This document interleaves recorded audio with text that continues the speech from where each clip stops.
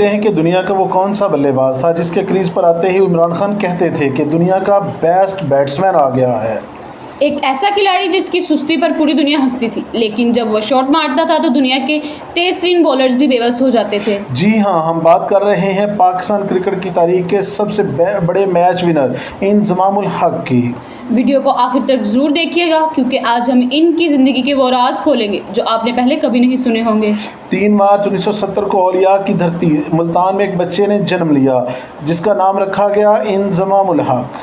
بچپن ہی سے ان کو کرکٹ کا جنون تھا۔ ملتان کی گلیوں سے شروع ہونے والا یہ سفر ایک دن عالمی کرکٹ پر راج کرنے والا تھا۔ انضمام الحق نے ملتان سے ہی فرسٹ کلاس کرکٹ کا آغاز کیا اور اپنی دھواں بیٹنگ سے سلیکٹرز کی توجہ حاصل کر لی۔ انضمام الحق کو انٹرنیشنل کرکٹ میں لانے کا سہرا کپتان اعظم عمران خان کے سر جاتا ہے۔ بالکل، 1992 کے ورلڈ کپ میں عمران خان نے اصرار کر کے انضمام الحق کو ٹیم میں شامل کروایا، اور پھر دنیا نے دیکھا کہ سیمی فائنل میں نیوزی لینڈ کے خلاف صرف 37 گیندوں پر 60 رنز کی وہ طوفانی اننگز جس نے پاکستان کو فائنل میں پہنچایا۔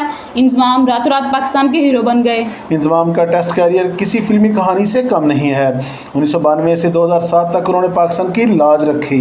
انہوں نے 120 ٹیسٹ میچز کی 200 اننگز میں 8,830 رنز بنائے۔ ان کی اوسط 49.60 کی شاندار اوسط رہی۔ ان کے نام 25 ٹیسٹ سینچریاں اور 46 نصف سینچریاں ہیں۔ سب سے بڑی بات یہ ہے کہ ان 25 سینچریوں میں 6 ڈبل سینچریاں بھی شامل ہیں۔ ان کا سب سے بڑا انفرادی سکور 329 رنز تھا جو انہوں نے 2002 میں لاہور میں نیوزی لینڈ کے خلاف بنایا۔ آج بھی وہ جاوید میانداد اور یونس خان کے بعد پاکستان کے تیسرے سب سے زیادہ ٹیسٹ رنز بنانے والے بلے باز ہیں۔ جب بات انڈیا کے خلاف میچ کی ہو تو انضمام کا بلہ آگ اگلتا تھا۔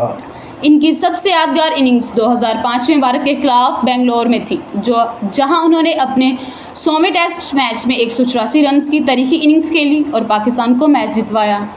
یہی نہیں، 2005 میں کولکتہ کے میدان پر بھارت کے خلاف 121 رنز کی اننگز کو کرکٹ فینز آج بھی نہیں بھولے۔ دباؤ میں میچ بچانے کی اسی صلاحیت کی وجہ سے انہیں ریسکیو اننگز کا بادشاہ کہا جاتا تھا۔ انضمام صرف ایک مایہ ناز بلے باز ہی نہیں بلکہ پاکستان کے کامیاب کپتان بھی رہے۔ انہوں نے 31 ٹیسٹ میچز میں پاکستان کی قیادت کی اور 11 میں فتح حاصل کی۔ لیکن ان کا کیریئر تنازعات سے پاک نہیں تھا۔